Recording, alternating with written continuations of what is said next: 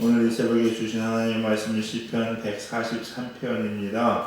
이 시편 143편은요, 시대적 배경, 쓰게 된 배경을 보면은 압살롬에게 박해당하던 시대의 상황 속에서 지었다라고 많은 학자들이 이야기를 합니다.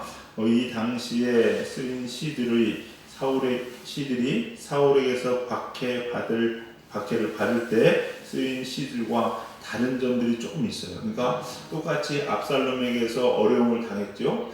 다윗은 쫓겼던 인생이 두 번입니다. 하나는 사울에게서, 그리고 나서 왕이 된 이후에는 압살롬의 반역 때 두 번 쫓기는 인생을 살았는데, 똑같이 쫓기는데 사울에게서 쫓길 때의 모습과 압살롬에서 쫓길 때의 모습, 그리고 그때 쓴 시가 약간씩 차이가 있다라고 이야기합니다. 다른 점은요, 찬탈당한 왕은 깊은 슬픔에 쌓여 있으면서도, 생각해보세요.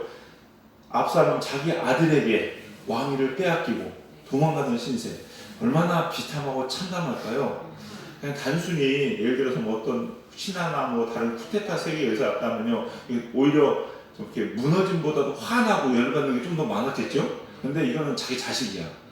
그러니 이거는 참 어이도 없고 참 마음도 무너지고 여러 면으로 참 말이 아닐 것 같습니다. 근데 이런 상황에서 자신이 저지른 죄악을 하나님께 회개하고 있다는 거예요.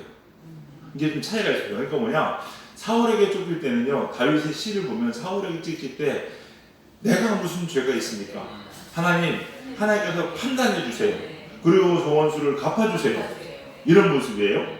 근데 지금은 내가 죄인입니다. 내 죄 때문에 이렇습니다. 그러면서 참회하는 시를 쓰고 있다는 거죠. 약간 차이가 있습니다. 그래서 이 시는요, 시편에 나와 있는 7개의 참회 시 중에서 마지막 시 중에 하나로 분류가 됩니다.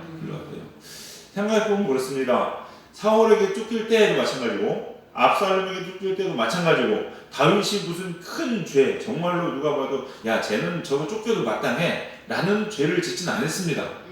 물론 압살롬에게 쫓길 때 죄가 있어, 자식 교육 똑바로 못 시켜서 그렇지 라고 하면은 무슨 할 말은 없죠. 여러분이 그게 쫓겨야 될 죄라면은 모르겠습니다. 저도 그렇고 많은 사람들이 다 쫓기는 사람이 알게 되지 않나 싶긴 한데, 어쨌거나 그게 죄라면 그렇게 합니다. 그럼에도 불구하고 자신의 상황을, 이런 모든 상황을 자신의 잘못으로 삼고 회개하고 있다는 점에서 우리가 큰 차이가 있다는 거예요. 다윗의 인생을 보면은요, 이게 신앙이 이렇게 커가는 것을 볼 수가 있어요. 그래서 사울에게 쫓길 때 다윗의 모습들, 그때의 반응들, 그리고 압살롬에게 쫓길 때의 모습과 압살롬에게 쫓길 때의 반응들이 다르다는 거죠. 대표적으로 그 사울에게 쫓길 때는 하나님 막 찾아요. 와서 판결해 달라고, 내가 무슨 죄 졌냐고 뭐 이러면서 원수를 막 이렇게 해달라는 이런 기도였다면은, 다윗이 압살롬에게 쫓길 때는요, 다 자기 죄다 라고 이야기하는 모습들이 보였다는 거. 또 옛날에 그 사울에게 쫓길 때 나발 사건 있죠? 나발, 어리석은 자라는 이름을 가진 그 나발을 도와주고서 먹을 것 좀 달랬더니 안 줬어요. 그러니까 다윗이 저걸 죽여 말아가면서 막 죽이려고 했거든요.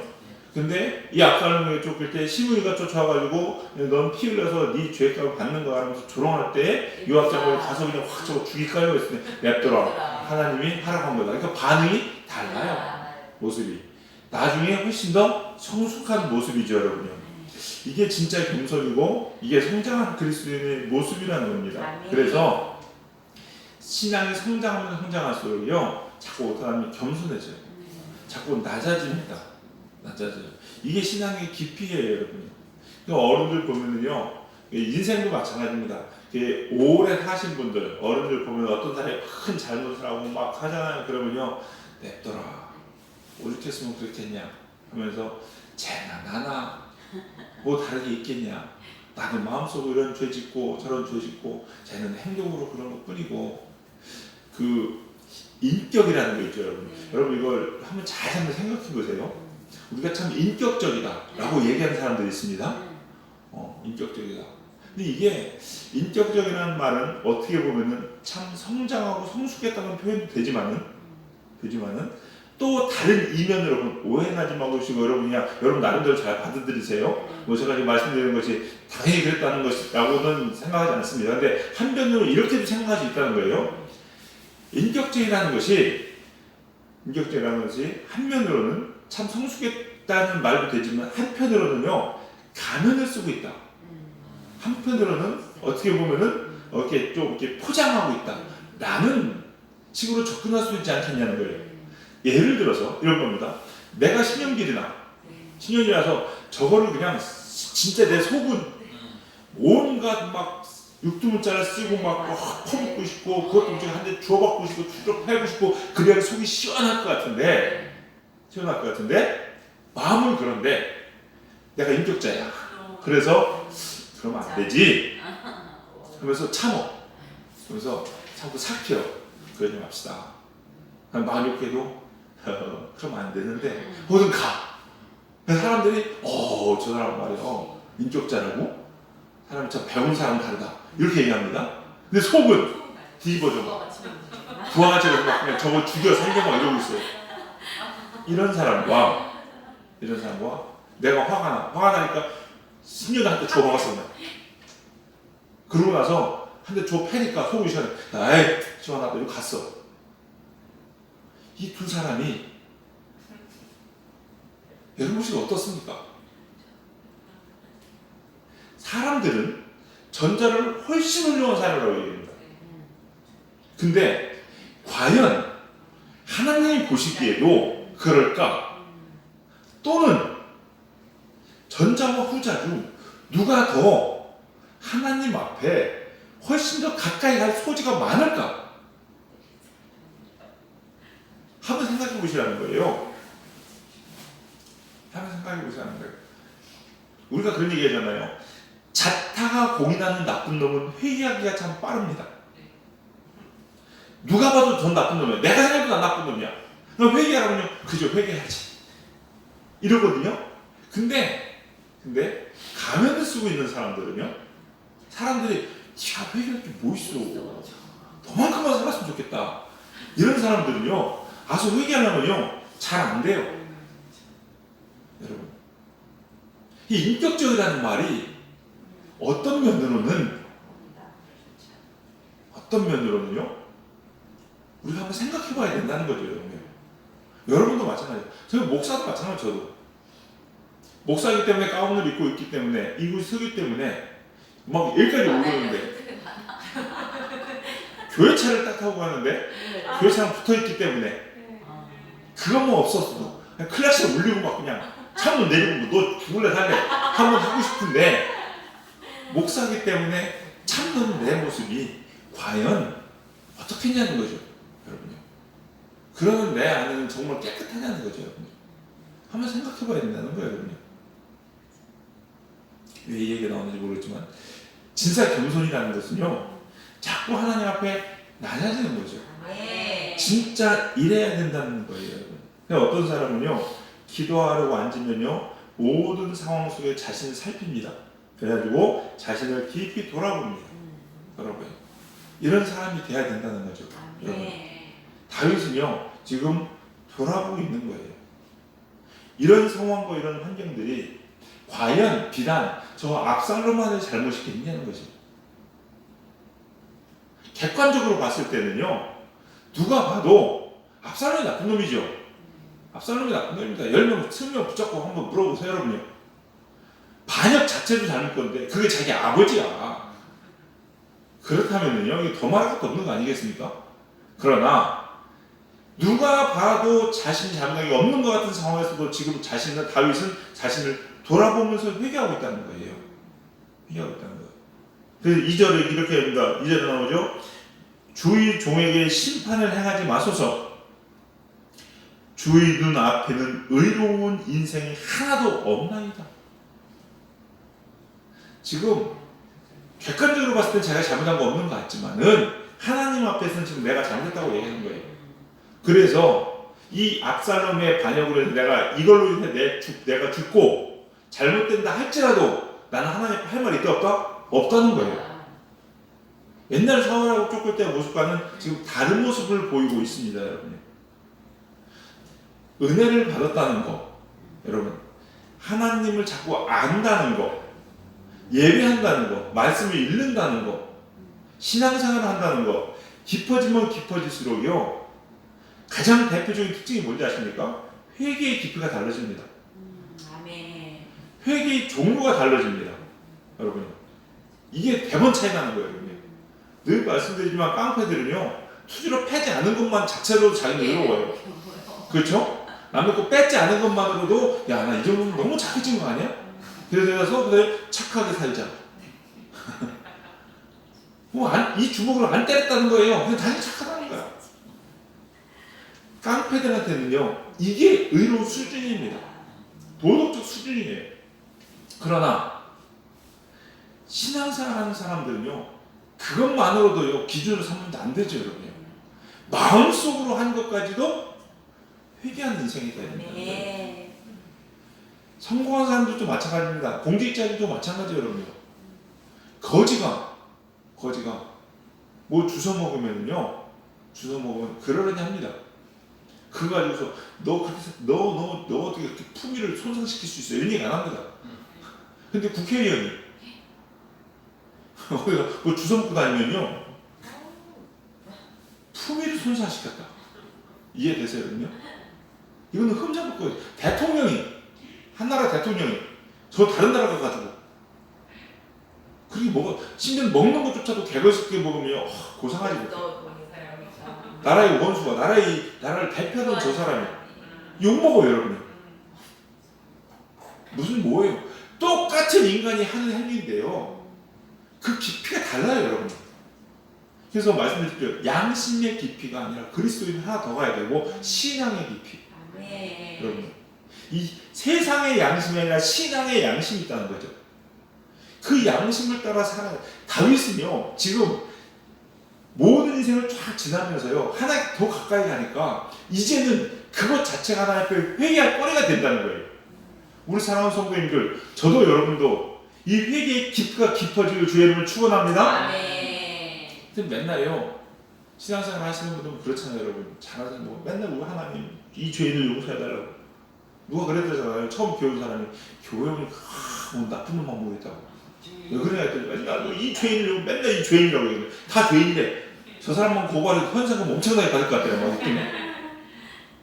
그냥 몰라서 그러는 거죠, 여러분요. 네. 깊어져야 돼요. 네.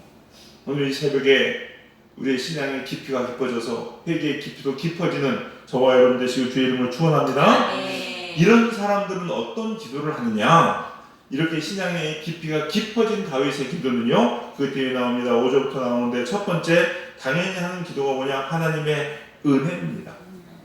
하나님의 은혜를 구해요. 그래서 5절 6절을 보니까 내가 옛날을 기억하고 주의 모든 행하신 것을 읊조리며 주의 손이 행하신 일을 생각하고 주를 향하여 손을 펴고 내 영혼이 마른 땅같이 주를 사모하나이다. 이렇게 해요. 마른 땅같이 주를 사모합니다. 무슨 얘기예요? 하나님의 은혜만이 내가 살 길입니다. 이거예요, 여러분. 하나님의 은혜만이. 이 죄인이기 때문에 내가 이것저것 하나님께 이제는 더 이상 뭐 핑계댈 게 없다는 거예요, 여러분요.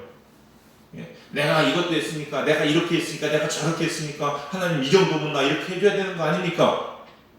내가 나를 이렇게 다스렸고 내가 뭐 했고 했는데 하나님 이 정도 했으면 하나님 이제는 나를 살려줘야지. 어떻게 제가 저 부려먹시하는 건 저렇게 할 수 있습니까? 라고 하지 않습니다, 여러분. 그냥 나는 죽어마땅한 사람이니 하나님의 은혜로만 살 수 있습니다. 하나님의 은혜를 구하고 있는 거예요, 여러분.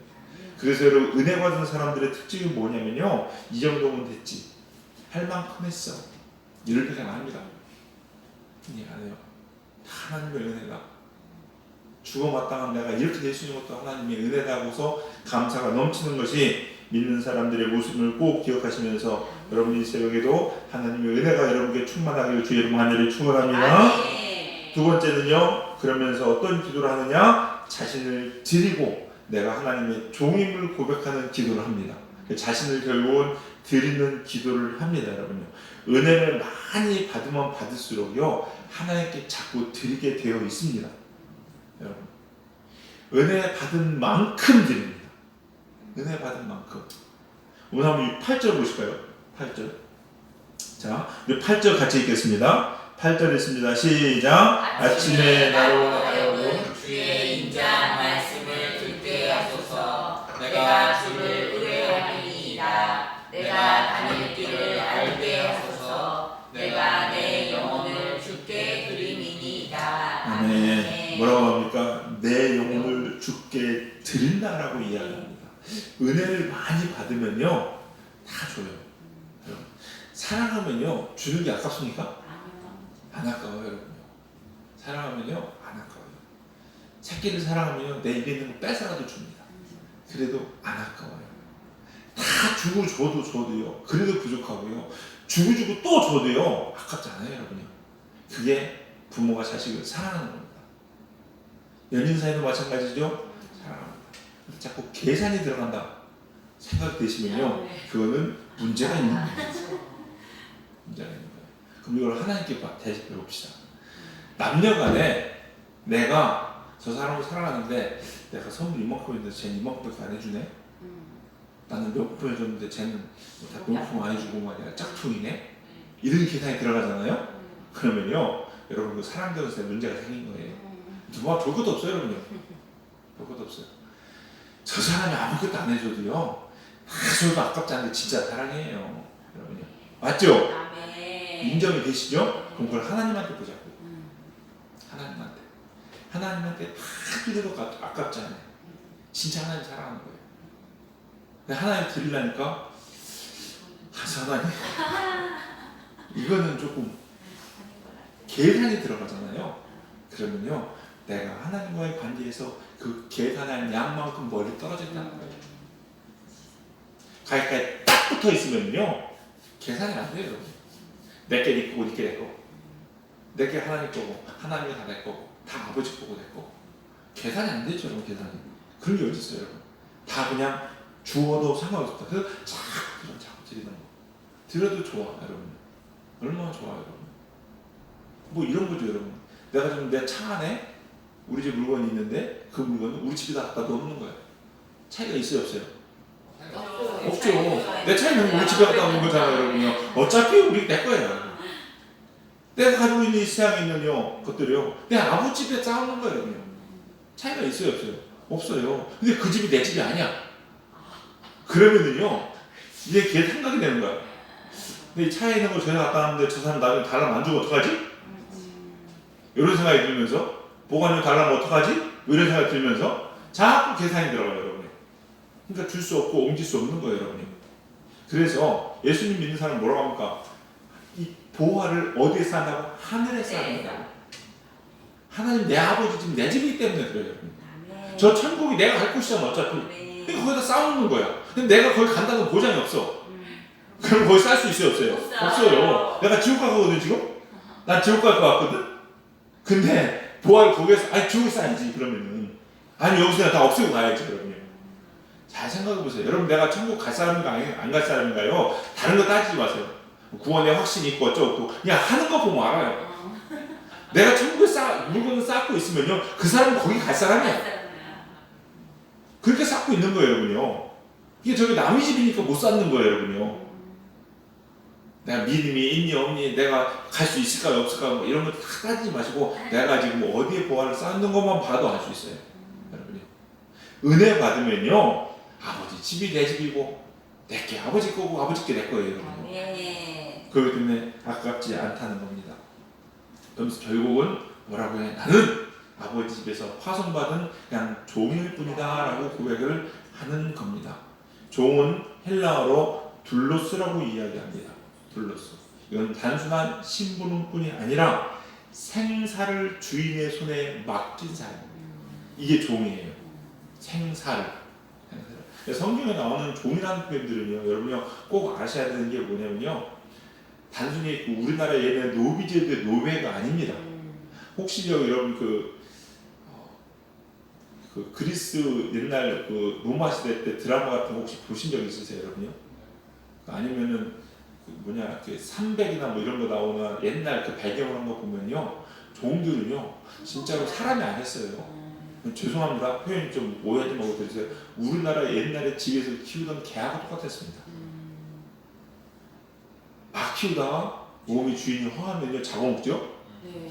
복난. 개들은 복난마다 운명의 고비를 넘기잖아요. 올해도 잘 넘어갔어. 뭐 이런 거잖아요. 옛날 종들은 그랬어요. 종들이 그냥 팔기도 하고 마음에 안 들면 때려서 화풀이를 죽이는 대상이 되기도 하고 뭐 이런 게 종들이었거든요. 정말로 하나님한테 은혜를 받으면요 내 생사의 딸까지 다 맡길 수 있는 사람이 그게 진짜 은혜 받는 사람까지 되는 거예요. 거기까지 가는 거예요, 여러분. 그러므로 우리 사랑하는 성도님들, 여러분도 하나님과 정말 깊은 관계가 되셔가지고 보화를 하늘에 쌓고 내 생명까지도 하나님께 맡길 수 있는 저와 여러분 되시기를 주의 이름으로 간절히 축원합니다. 오늘 이 새벽이 그렇게 하나님과 관계가 깊어지고 깊어지는 이 새벽 되시기를 주의 이름으로 간절히 축원합니다. 기도하시겠습니다. 사랑과 은혜가 풍성하신 주님 감사합니다. 오늘 이 새벽에도 살아계신 하나님의 음성을 듣습니다. 하나님, 저희들은 죄인입니다. 하나님 앞에 감히 나의 의를 내세울 수 없는 부족한 자들입니다. 그러기에 하나님의 은혜가 아니면 살 수 없음을 고백하며 이 새벽에도 무릎 꿇어 주님께 간구하오니 하나님 이 시간 하늘 문을 여시고 한량없는 은혜로 우리 사랑하는 성도님들에게 부어 주시옵소서. 늘 겸손히 주님 앞에 더 가까이 가는 저희를 되게 하시고 주님과 나 사이에 벽이 다 무너지고 우리 사이를 막고 있는 것이 하나도 없어지는 온전히 하나님과 하나 되는 귀한 은혜의 시간 될 수 있도록 축복하여 주시옵소서. 오늘 이 새벽이 그렇게 하나님의 은혜가 부어지며 하나님의 긍휼하심을 던지는 귀한 시간 되기를 간절히 소망하며 모든 말씀 예수님의 이름으로 기도드려 싸움나이다. 아멘.